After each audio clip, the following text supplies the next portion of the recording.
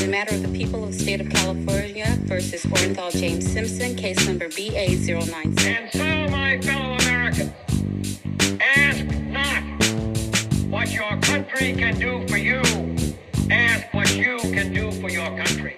And we are back on a lovely, lovely Thursday, most likely. How are you doing, Taylor? Good. How are you? I'm good. I'm good. I am excited for the race to the end of the year and the chaos of it all and all those things. So hopefully the holiday season will be relaxing. If it really is Thursday, and I assume it will be, Thursday is the day that I take my postcards to the post office. I wrote 200 postcards to voters in Texas to remind them to vote, and Florence wrote about 50 of them, and they're very cute. And Did you send any to me? No, you weren't on my list. I had a list Got it. of voters to send to, but it's quite cute, and took a long time, and my hand hurt a lot, but we did it. Who did you do that through? Postcards to Win. It's postcards okay. Postcards to swing states is the thing. And I think in total, this volunteers, I paid for the stamps and they sent me the postcards. And in total, they sent about 40 million postcards. They consider Texas a swing state. Yeah. This is the same delusion, Taylor, that we experienced when we first started in politics, like almost over 2 decades ago. A decade ago, a little over a decade ago. Like back then, I remember being sent to Texas when I was living in California because there were like all these organizations like, we're gonna flip Texas. Like you're nowhere even not only are you nowhere close, you also completely lost the ability to even try to flip Florida at this point. So Florida's not even really in play anymore as a swing state. It's God. That's nuts. What a waste of resources. But I'm thankful you did it. It's a good civic action, and hopefully there are plenty of other things to vote for too, besides vote at all. Vote non-ballot, I know. The partisan aspect of it is like I'm addressing that, not so much like whether people do vote or don't vote. But anywho, that's fun. That's a fun little project. That's a really good way to get them engaged with civics. Yeah. Cool. Well, I'll introduce us. Oh, yeah. Hello. I'm so bad at this. It's fine. Welcome to Doomed to Fail. We are the podcast that brings you history's most notorious disasters and epic failures twice a week. My name is Taylor, joined by Fars, and this week is Fars's turn, or today is Fars's turn to tell us a story. Yes, and this one is it might be a little long-ish or longer, but it's going to be multifaceted because I kept finding more and more interesting stuff about it. And it's a topic that we all know and love dearly. I added like the ending. Actually, listen through to the end because the end is a really fun story that like puts it all into perspective, which I think people will like. But my topic is going to cover one of our favorite things, which is sleep. Ooh, I do love sleeping. We all love to sleep, and it was a fascinating bit of research trying to figure out exactly why we sleep, what happens when you don't sleep, what are some things that go on with your body when you go through your circadian rhythm, and also going to be covering a very, very scary concept that is known as fatal insomnia, which is exactly what it sounds like, and luckily it's incredibly rare. But we're going to go ahead and cover that towards the end. So, Taylor, I asked Taylor this question. So here's the question, Taylor. Can you guess how long the average human will spend sleeping in their lifetime? Like in what percentage of their day time? You can do percentage or you can do time. Wait, what's the average lifetime? I have a lot of questions. I'm going off 79 years. Okay, 30 years. So it's 23 years. All right. So you spend 23 years asleep and 56 years awake if you live to be 79 years old. And that's going off about a 7-hour amount of sleep per night, which a lot of people get more than that, or some might get less than that, but it's about a rough approximation. That's fun. So that means 1/3 of your life is spent sleeping. And it's where it gets kind of interesting. So our bodies tell us when to sleep and when to wake based on our circadian clock, which is actually like a physical condition that is created within your body, and it runs on 24-hour cycles. So I'm going to go into like how it manifests itself, but the control center for all of this are some nerves within the hypothalamus that are called suprachiasmatic nucleus, or SCN for short. And this is kind of like the main cluster of nerves that kick things off within your body to keep it on this 24-hour clock. What's super interesting is it's actually not 24 hours for most people. For most people, it's about 24 hours and 10 minutes. So we're a little slower than the rotation of the Earth, which Does is that kind of have to do with interesting. like how we've kind of changed it anyway? Like why we have leap years? I don't know. I should research that. Because isn't that like don't we have leap years? So it's just like it's not perfectly 24 hours. It's like a little bit off. That is true. So maybe we are more in sync with the planet than not. We could be. Although also did research on this on time, and how we measure time is also totally not 100% Oh my accurate. God. And I've so also wanted to talk to do a whole episode on like time, being like, what the hell? there's some crazy stuff, like the Yeah. way people measured time in the old days, and like how, anyways, it's all kind of Yes. interconnected. Taylor, I started going down the time thing, and then somehow I ended up on Einstein's theory of relativity and was like, I For can't explain this. real. Why am I doing this? Like, what No, am I I think doing? like I remember one time learning that like the reason you say oh clock is when they started to use clocks, they had to like specify like I'm going by the time on the clock, not just some like random ass time I made up because I looked at the sun. Right, right. You Yeah, know? Like well, this so there that's was fun. there was a water clock, which was incredible. You would basically drill a hole in this like one container and then put it into a larger container full of water. And when that thing sank, was like you would know it was like a minute or 30 minutes or an hour Right. or whatever. Like a what's it called? Like the sand, an hourglass. Yeah, yeah, basically that. Except like, can you imagine like having to sit there and stare at this thing like sinking? Like, how distracting. Um, Well, you probably so didn't have anything else to do, as we've yeah, discussed. nothing else. Yeah, you just all you could Just do was trying not to die. just stoning witches to death while you're watching this thing. Um, so the again, like there's actually physical manifestations of how your circadian rhythm operates. So for example, there's things around your blood pressure increasing and decreasing. There's controls around your body temperature increasing, decreasing, melatonin and testosterone secretion, which goes up and down based on this one nucleus that controls how your body's reacting to the time of day that it actually is. It even goes so far as to controlling the desire for bowel movements. Like it is literally like your entire, it's not your Hmm. entire, like it's a big chunk of like the things that make you move around and do things essentially. Hmm. So it is your body essentially working together to tell you when you need to sleep and when you need to be awake. And obviously, light plays a huge component of this, because your body's kind of like looking at when or identifying when the sun's coming up to kind of kick things off or slow Hmm. things down. So this is why researchers say not to use a device before bedtime, because the The light you get light. exposed to could and has proven to disrupt the circadian rhythm. So when your blood pressure should be lowering because your body's telling you you should be going to sleep now, it could jack it up because it's like, oh no, it's light now. Look, like we're seeing light, and so that's what that Whoa. has to do with. Yeah. So we don't have 100%.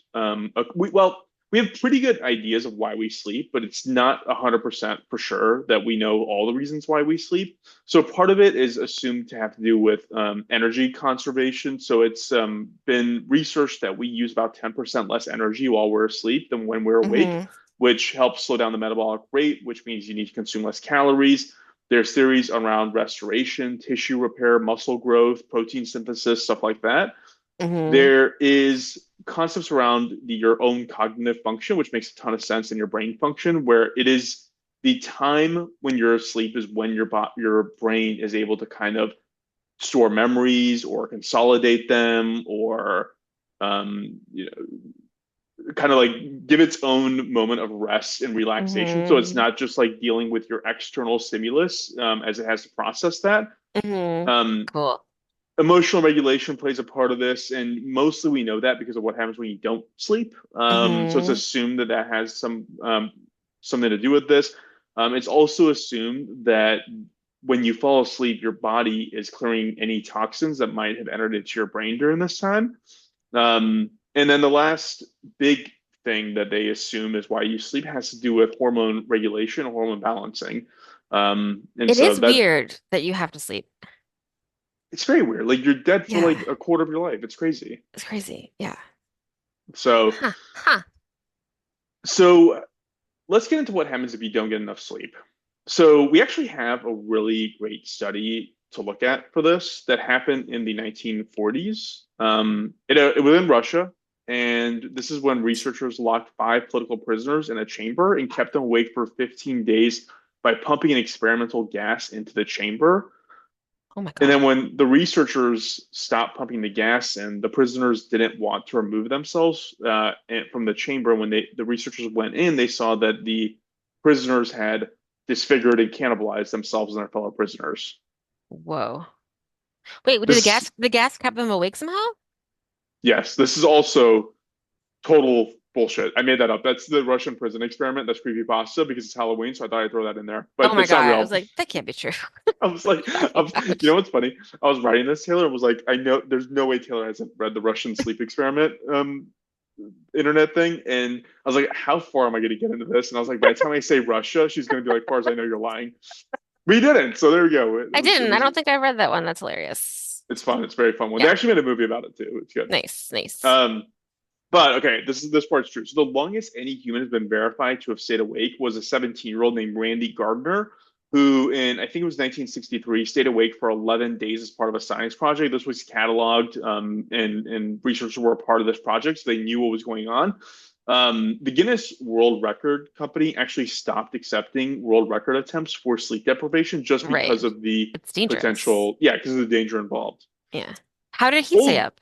Was he okay, Randy? Yeah, yeah. So it's interesting because he was okay. He ended up sleeping 14 hours the first night and then stayed awake for about 8 hours, then slept 10 hours the next night. And then he fell into a normal rhythm, a sleep-wake rhythm. At the time, he reported there was nothing wrong with him. Around 2017, he was still alive, and he came out publicly saying that as early as 2007, he started having severe cognitive decline that he attributed to this study. But also, by then, he would have been like in his 50s, which is also a time when your brain starts slowing down and you could Yeah. potentially start feeling the effects of Alzheimer's or dementia or something else. And so, who knows what's real and what's not? But at the time, he said that he had no ill effects. Whoa. Yeah. So ultimately, your body will fight you to get to sleep. You can suffer a bout of insomnia, or you can force yourself awake like this guy did, but eventually your body ultimately wins. So lack of sleep can cause a ton of issues. So here's some basic ones that we know of. So if you go 24 hours without sleeping, your concentration, memory, and decision-making abilities are dramatically reduced. Your reaction time is reduced, and your ability to kind of problem solve is a lot more difficult. Emotionally, you're more irritable, prone to mood swings and things like that. If you have 72 hours without sleeping, then you suffer hallucinations that become incredibly vivid and frequent. You might suffer from delusional thoughts and paranoia. Um, your stress level at this point, physically, is at an all-time peak. So this can Hmm. lead to your heart rate being increased, your behavior being erratic. Again, the hormonal balance that we talked about earlier that you should be undergoing isn't happening. And Hmm. so this is really bad. Like, I mean, we've all pulled all-nighters. It's never good for you. Like, literally No. never good for you. Yeah. And if you go beyond 24, beyond 72 hours, then death becomes a real possibility. Wow. It's such a short And time. such a short time. Like Yeah. in 3 days, you can die from that. So it'll take a bit longer than that, and we'll explain why that is here in a moment. And we have a really Hmm. good case of why that is. Um, so this is actually a nice dovetail into the topic, which is fatal insomnia.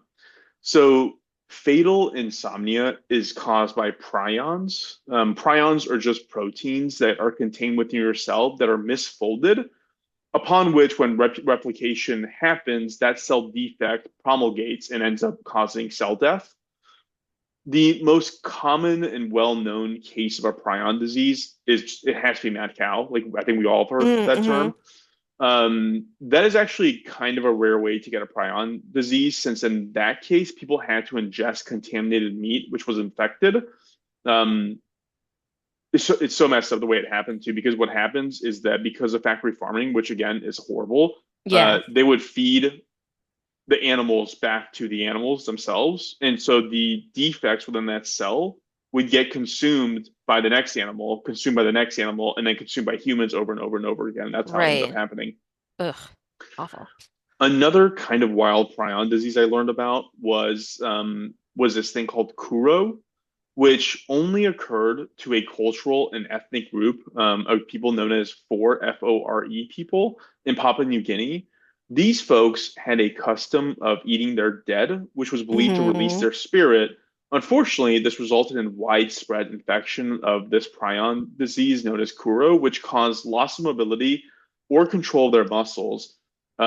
Shortly after their ability to move would be gone, the most prominent and creepiest part of the disease would manifest, which was bursting into uncontrollable fits of laughter for no Oh my reason. God. I know about that. So, do you remember the show? Did you ever watch the show Scream Queens with Jamie Lee Curtis? No, So it was like kind of it was silly. But her character, she was a dean and she thought that she had that disease. What was it? Kurdu, you said? Kuru? Kuru. Kuru. She thought that she had Kuru because she went to Papua New Guinea and like had eaten food with like a tribe there. So she like thought that she had it and she called the person that she had like met there and he was like, "No, bitch, you're just being super racist, like we don't do that." And then they found out that she was getting sick because she never ever drank water. She only drank whiskey. So she would drink like whiskey with no ice and she would brush her teeth with it and she had zero water in her body and that was what was happening. It was just Sounds really like a dumb fun and movie. funny. But it was she like thought that she had that and they were like, "No, stop being racist." She was like, "Oh." I mean, it's not racist. They literally did this. Yeah. Like this is actual fact. Do they They don't still do do it? it. So they don't do it anymore. But the problem is that this type of prion disease can take 10 to 50 years to manifest. And so I think it was somewhere in the 60s that they actually stopped practicing Hmm. cannibalism. And so in theory, somebody could pop up, or I mean, people have popped up since they stopped doing it because the onset manifests itself way after the infection rate, Hmm. or infection date, and so it's feasible that people could still pop up that have this disease. Um, anyways, on to fatal insomnia. Again, this is the prion defect. So fatal insomnia has four stages. Stage one is an insomnia that just kind of progressively starts getting worse over time. It can manifest in terms of panic attacks and just paranoia. Typically, this stage can last up to 4 months. Oof. Stage two is hallucinations, which can continue for 5 months. Stage three is complete insomnia. This is where you don't even get what's called micro sleep, which is like moments when your eyes are awake, but your brain has shut off. Hmm. Complete insomnia can set in, and then stage four is when you experience dementia, complete unresponsiveness, and then death shortly thereafter. Wow. So the disease is entirely inherited. So it has to be in your DNA for you to have it. And as such, its full name is actually familial fatal insomnia. I've just been calling it Whoa. fatal insomnia, but that's Hmm. the full name of it. As the name suggests, it's 100% fatal. There's no cure for it. From the onset of symptoms to death can take as little as 6 months, as long as 36 months, but the outcome is always the same. And the only treatment is palliative care. You can't take like a sleeping pill? No, they've tried this a I'm million sure they different tried that. ways. Yeah. Yeah, But that's yeah, they've tried wild it. Can't that work. you It doesn't can't work. like force someone to go to sleep because that feels like Yeah, something that you should be able to do. yeah, you would think so. So the reason we know about this disease is really interesting. So it is because of one family in Italy. So in the 1970s, there was this Italian family doctor named Ignacio Reuter who was married to a woman named Elisabetta. And I'm not going to use, I mean, there's no last names for these people because they don't want to be known because of the fact that this is all genetic and in their DNA. So even if you research this, you're not going to get more detailed than Elisabetta being the name of the woman. Hmm. She came from a prominent Venetian family who could trace their roots back nearly 400 years. Around 1977, Elisabetta's aunt went to Dr. Reuter and complained of insomnia. To your earlier question, they tried sleeping pills and all kinds of different treatment. Nothing worked. And this aunt would ultimately die in 1978, about a year after the onset of symptoms. Then in 79, a second one of Elizabetha's aunts was struck with the same condition, and she died about a year later as well. As this was happening, Elizabetha's mom would tell Dr. Reuter that her father, Elizabetha's grandfather, died having exhibited the exact same symptoms in 1944. And so at this point, this doctor, being super, his interest super piqued, went to a local Venetian church, which kept birth and death records for everyone in town going back centuries. He started researching Elizabetha's family tree and family history, and he found all these causes of death that were listed for her suspected relatives, referencing epilepsy, fever, mental illness, things like that. Mm-hmm. He would meet with random family members and ask them if they have any memories, and they'd be like, "Yeah, I remember. Like, I remember like our great uncle. He died of like this so and so." And so he kind of started Mm-hmm. piecing all this together. Whoa. Shortly after this is the pieces of this puzzle are kind of coming together, Elizabeth's uncle, a man named Silvano, uh, came to visit, and Dr. Reuter would note that he seemed depressed, he seemed anxious. He said that his behavior and his character had changed, and he recognized what was going on, essentially. And Dr. Reuter would contact a neuroscientist named Dr. Elio Lugaresi, who was a sleep expert, and he admitted Silvano to his clinic in 1984. Months after being admitted, he died at the age of 52. His brain was removed and sent to the US for study, and it was discovered that it was full of this like soft, spongy stuff and full of holes. Oh my God. And at this time, nobody knew what this was. Prions hadn't been discovered at this point, and so it was just a mystery. Like nobody knew what was going on with it.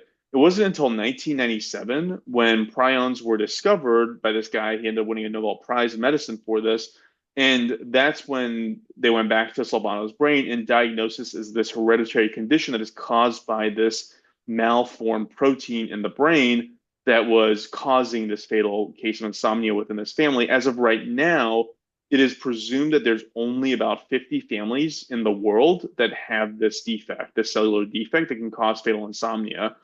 Um, there's something else about that. I totally forgot what I was going to go with Well, you're that. not kidding, like you said the last episode about how we barely know anything about the human body and we're figuring stuff out all the time, you Yeah, know? yeah, And and I like, mean this is a good yeah, example. yeah. Can they get rid of it? Like my cousin has something in her family that like is a genetic um marker that can like make something happen, whatever, and they're able to like take her eggs and pick the ones that don't have it and like kind of get it out of her line. So I think you're talking about CRISPR. Maybe. Yeah, I don't know how far CRISPR is advanced, but nothing that I researched indicated that they can do anything about this right now. Wow. These families are fully researching this because it's literally just them, Wow. and so they have they started a nonprofit and they're all funneling money into this, trying to figure out what it is. It's noted that this actually doesn't impact everyone. I think the last number I read was somewhere around 50% people with this defect end up actually developing it.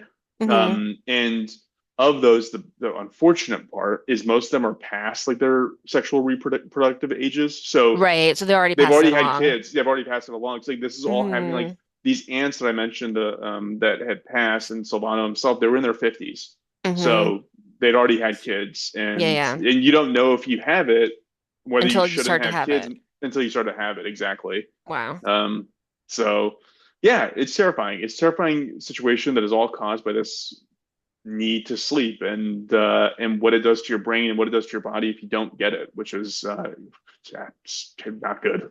Yeah. So weird.